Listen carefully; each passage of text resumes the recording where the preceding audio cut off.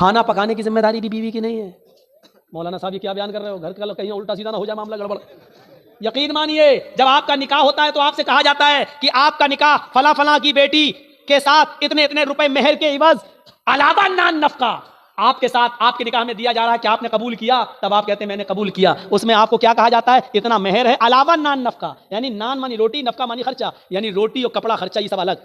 اس کے علاوہ روٹی آپ کو دینا ہے، کھانا آپ کو دینا ہے. اگر وہ نہیں پکاتی ہے تو آپ اس سے زبردستی نہیں پکوا سکتے ہیں، اور کھانا آپ کو کھلانا پڑے گا. خود پکاؤ کھلاؤ، ہوٹل سے لاؤ کھلاؤ، لیکن وہ کھلا دیتی ہے، پکا دیتی ہے.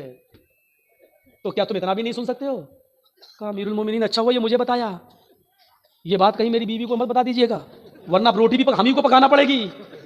ٹھیک ہے میں سنوں گا. پھر حضرت عمر فاروق نے کہا سنو، تم نے اللہ کے رسول کی حدیث نہیں سنی؟